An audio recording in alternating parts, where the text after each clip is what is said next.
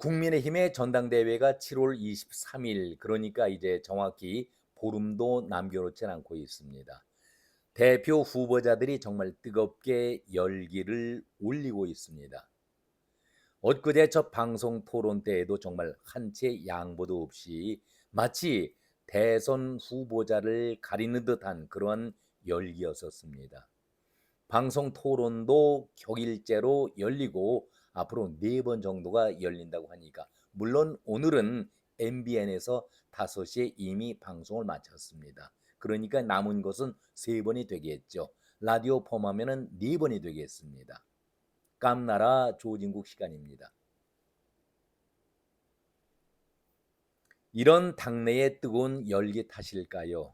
과거에 당의 목소리를 내던 홍준표와 유승민이 대표 후보자 간의 경선처럼 우리도 있다, 우리도 죽지 않았다, 우리도 대표 경선은 아니지만 후보자는 아니지만 우리끼리 한판 싸움이 있다라고 홍준표와 유승민이 서로 싸움을 걸고 있습니다. 한판 크게 싸움을 펼치고 있으니까 또 다른 관심을 보이고 있습니다. 한마디로 둘이서 이전 투구의 양상을 보이고 있다. 저는 그런 말씀을 드립니다. 홍준표, 유승민, 유승민, 홍준표, 정말 만만치 않은 사람들입니다. 보통 싸움을 할 때에는 서로가 잘 아는 것 같이 보이지만은 모를 때의 싸움이 일어나는 것이죠. 상대를 너무나도 잘 알게 되면은 싸움이 일어날 수가 없습니다. 홍준표와 유승민은 서로가 서로를 너무나도 잘 알고 있는 정치인들 아니겠습니까? 그렇다면은 과연 싸움다운 싸움이 이루어질 수 있을까? 흔한 말로 개싸움으로 그친 것 아닐까? 이런 생각들을 해봅니다. 흔히 싸우는 척 하다가 마는 것 아니냐? 이런 얘기들을 합니다. 그래서 사람들은 이 둘의 다툼을 그저 낮게 보고 있는데, 흔한 말로 나이가 들어가면선 보기에 아름다운 모습은 아니지요. 추한 싸움들을 왜 하고 있을까? 우리말에 그런 얘기가 있죠. 제목도 그렇게 달았습니다만은 독인 개긴, 돛진 개찐, 돛친 개친, 도낀 개낀, 이런 말들을 사용합니다. 정확한 표준어는 아니지만 한마디로 거기서 거기다, 도토리 키재기다, 50보 100보다, 피장파장이고 조금 낫다거나 모자라도 그만 그 정도 수준 아니겠는가. 이 정도로 얘기하는 것이 바로 두 사람에 대한 얘기 아니겠습니까? 아무튼 유승민과 홍준표는 오래전부터 이런 유치한 싸움을 계속해 왔습니다. 홍준표 1954년생인데 또 어디에서는 53년 11월이라고 표시가 돼 있는데, 아무튼 노련한 정치인이죠.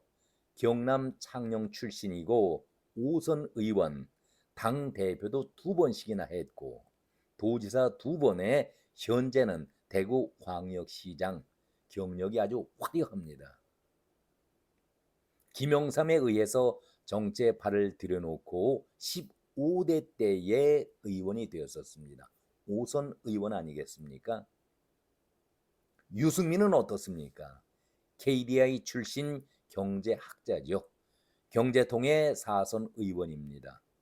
또 유승민 하면은 그의 부친이 유수호 의원이었고 사법부의 판사까지 지냈던 사람입니다. 대단히 유명한 정치인으로서의 큰 족적을 남겼던 사람이 유수호 의원이었었죠. 유수호 의원이었습니다. 그리고 집안의 거의 모두가 법조인 출신인데 유독 유승민만 그런 면에서는 외도를 했다라고 얘기를 합니다. 아무튼 KDI 출신의 4선 의원이고 만만치 않은 내공을 지닌 사람이 유승민이다, 높게들 평가하고 있습니다. 이 회장 한나라 총재의 추천으로 입당하면서 2000년에 정계에 발을 들여놓았습니다. 물론 홍준표나 유승민 이 두 사람이 언제나 꽃길만을 걸어온 것은 아니고 부침과 어려움도 있었고 이제는 당의 원로격의 대우를 받는 사람들이 됐습니다. 중견이시죠. 그러나 이 둘의 공통점은 분명히 하나가 있습니다. 아직도 현역에 대한 꿈을 버리지 못하고 있다. 그런 점입니다. 본토 중내 정치의 재개, 저들이 노리는 것은 무엇일까요? 의원 배치 한번 다는 것일까요? 그렇지는 않죠. 대권을 향한 꿈을 아직까지 포기하지 않고 있다. 그런 점에서는 공통점을 보이고 있습니다. 그러기에 항상 상대를 비난하면서 견제도 하고 자신을 알리려고 애를 쓰고 있습니다. 홍준표가 유승민에게 견제구를 날립니다.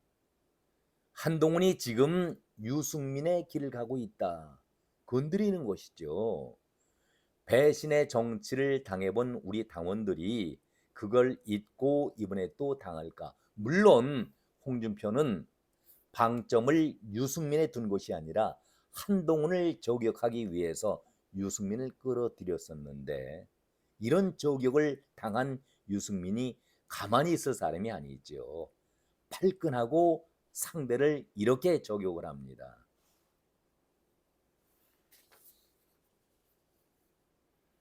윤 대통령의 힘이 빠지면은 누구보다도 먼저 등에 칼을 꽂을 자가 바로 코바콩이다. 홍준표 시장이 도발하는 데에 얼마든지 상대를 해주겠다. 코바콩.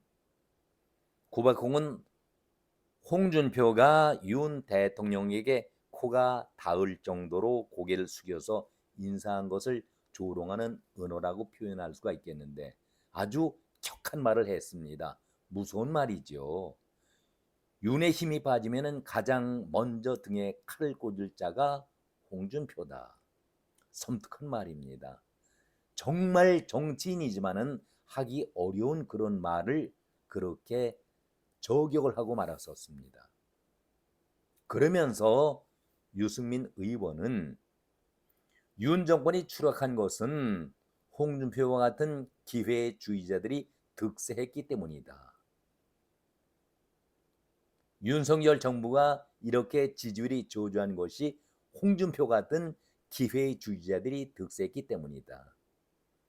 자신이 출당시킨 박근혜 전 대통령에 대해서도 홍준표는 수없이 말을 바꾸고 달면 삼키고 쓰면 뱉었다 이렇게 저격을 했습니다.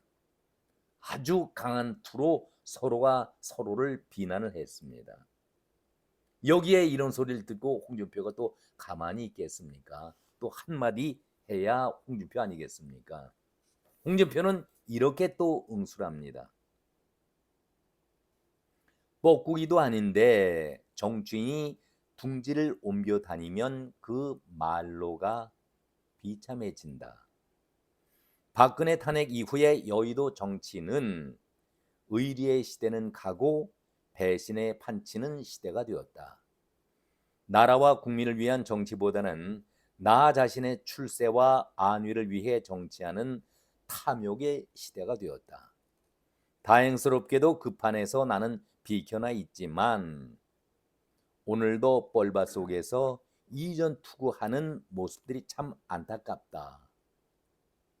뻐꾸기도 아닌데 정치인들이 둥지를 옮겨 다니면 그 말로가 비참해진다.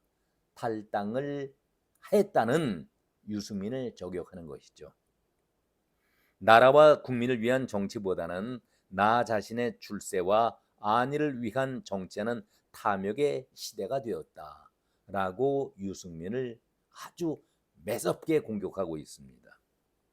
자기는 한 발 물러서 있다. 다행스럽게도 그 판에서 나는 비켜나 있지만 그 당시에 경남지사로서 의원 활동을 하지 않았다는 것을 자기 쪽으로 정당성을 주장하면서 이전 투구의 양상을 보였다라고 지적을 하고 있습니다. 참 서로 한 판도 지지 않는, 말 한마디에도 지지 않는 그야말로 용호상박의 모습을 보이고 있습니다. 그러면서 홍준표가 또다시 이렇게 얘기를 했었지요. 한동훈의 배신을 지적하면서 유승민 전 의원의 배신을 인용했더니 유 전 의원이 단단히 화가 난 모양이지만 그건 본인이 선택한 숙명이다. 그거 벗어나려고 지난 탄핵 대선 때에 얼마나 나를 비방을 했는가. 바른정당 창당을 하고 또 얼마나 집요하게 나를 비방을 했는가. 이미 그 말에 대한 대답은 제가 2023년 8월 9일 페북에 쓴 글과 기사를 참조하십시오. 이렇게 톡까지 달면서 마무리를 이렇게 지입니다. 해묵은 논쟁은 그만합시다. 해본들 그건 유 전 의원의 자해 행위에 불과합니다. 해묵은 논쟁은 이제 그만합시다. 라고 자신이 할 얘기는 다 해놓고 마무리를 짓고 있습니다. 유승민 성격에 그냥 그래 그러면 이제는 그만하자 물러서겠습니까? 한치 양보하지 않는 사람이 유승민 아니겠습니까? 유승민이 곧바로 반격을 이렇게 합니다. 앞에서 홍준표가 한동훈의 배신을 지적했다 그 말씀을 드린 바 있었는데 유승민이 자격자심으로 배신을 인용했더니 자신이 스스로 단단히 화가 난 모양이다. 자격지심이지요. 그거 벗어나려고 지난 탄핵 때에 얼마나 나를 공격했었는가. 해묵은 논쟁은 그만하고 그건 유 전 의원의 자해 행위에 불과하다. 그런데 홍준표가 아까 2023년도에 페이북에다 영상과 함께 올렸다는 글 아니겠습니까? 그 내용을 다시 추가하고 있습니다. 2021년 한나라당 당대표에 출마한 유승민 전 의원이 전당대회 때에 박근혜 대표 끝까지 지키고 아무리 위기가 오더라도 지킬 사람이 누구냐. 당원들에게 이렇게 호소를 하면서 지지를 했다라는 것을 영상을 다시 띄우고 있습니다. 아픈 지적이죠.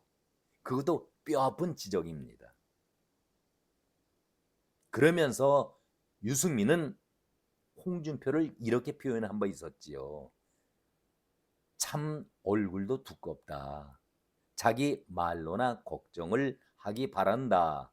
이런 얘기를 했습니다. 얼굴이 두껍고 자기 말로나 걱정을 해라. 그러면서 유승민이 한 얘기가 오로지 자신의 출세와 안위만을 계산하는 탐욕의 화신, 바로 자기 자신이 아닌가. 여기에서 뼈아픈 지적을 하게 됩니다. 척당 불기 액자 아래에서 억대의 검은 돈을 받은 혐의로 1심 유죄 판결을 받은 자가 누구인가? 홍준표를 그야말로 송곳 질문을 하면서 촌철살인의 저격을 하게 됩니다. 척당 불기 액자 아래서 척당 불기가 무엇입니까? 기계가 있다. 나는 기계가 있고 뜻이 커서 남에게 눌려서 지내는 사람이 아니다. 당당하게 모든 일에 자신 있게 남에게 굴하지 않는 그런 자신감 속에 정치를 한다 해서 자기 사무실에다가 척당불기라고 쓴 사자성어의 액자를 걸어놨는데 그 아래에서 억대의 돈을 받아가지고 재판에서 1심 재판에서 유죄 판결을 받지 않았느냐, 이렇게 촌철살인의 아주 뼈아픈 지적을 하고 있는 것입니다. 홍준표를 볼 때는 그야말로 치명타 아니겠습니까? 그리고 이어서 원내 대표 시절에 특수활동비 나오죠. 그 특수활동비 수억 원을 뻔뻔하게 사금고에 넣어두었다가 발각이 되니까 마누라 생활비로 주었다 떠벌린 자가 누구이냐? 그렇죠. 원내대표의 활동비라는 것은 당을 위해서 당원들, 국회의원들을 위해서 원해서 쓰는 활동비인데 그 돈을 본인은 절약하고 절약해서 생활비로 썼다라고 궁색한 변명을 했던 것이 홍준표였는데 유승민이 이것을 날카롭게 다시 끄집어낸 것입니다. 아니 적당 불기액잘에서 수억 원의 돈까지 받아먹고 그리고 원내대표로서 공적으로 써야 할 돈을 자기 생활비로 쓴 사람이 무슨 지도자감이냐 이렇게 비난하는 것 아니겠습니까? 홍준표로서는 그야말로 뼈아픈 그런 지적을 당하는 것 아니겠습니까? 아니 박근혜 전 대통령에게 탄핵당해도 싸다. 춘향인 줄 알았더니 향단이더라라고 모욕하고 출당시킨 자가 도대체 누구인가? 유승민이 이렇게 또 반격을 합니다. 이때 홍준표가 이런 말을 했었죠. 그러니까 이것이 부메랑이 된다. 정치인들은 그래서 말을 함부로 하면 안 된다. 그런 얘기를 하고 싶습니다. 유승민은 이어서 이제 와서 탄핵 후에 의리 시대는 가고 배신인 판치는 시대가 되었다라고 하니 참 얼굴이 두껍다. 강한 자에게는 한없이 비굴하고 약한 자는 무자비하게 짓밟는 강약, 약강의 비루한 정치. 자신의 이익에 따라서 오늘은 이랬다, 내일은 저랬다, 오락가락하는 일구이연의 정치. 우리 국민이 제일 싫어하는 것이 지조도 절개도 없이 간에 붙었다가 쓸개에 붙었다 하는 야가 빠진 기회주의 정치라고 홍준표를 쏘아붙였습니다. 이 말에 대해서 홍준표가 할 말이 없었죠. 그러니까 해묵은 논쟁은 이제 그만하고 거두자 이렇게 화해의 손길을 내밀었는데 한 번 당했던 유승민이가 가만히 있겠습니까? 이것을 바라보는 사람들의 표정은 어떨까요? 세상에서 우리가 가장 재미있는 것이 싸움거리 가운데서 남들 싸우는 거라고 얘기하지 않습니까? 불난 구경 그리고 싸움 구경이라고 하는데 둘 다 해서는 안 될 그런 상황 아니겠습니까? 아무튼 당의 중진이고 중견이고 정치의 화려한 길을 걸어왔던 두 사람인데 참 속된 말로 나이가 들어가면서 늙음하게 싸우고 있는 그 모습이 결코 좋아 보이지는 않습니다. 제가 처음에 달았던 제목이 무엇입니까? 도토리 키재기 독인 개긴 50보 100보 아닌가? 그 말이 두 사람에게 해주고 싶은 그런 말 아니겠습니까? 우스갯소리로 애들 싸움이 어른 싸움이 된다라는 얘기는 들었어도 어른들이 그것도 당의 원로격의 어른들이 애들처럼 싸우고 있는 유치한 그 싸움 놀이를 바라보고 있으니까 안쓰럽다. 보기에도 좋아 보이질 않는 사실입니다. 도토리 키재기 독인 객긴 아닐까? 오늘은 여기까지입니다. 고맙습니다.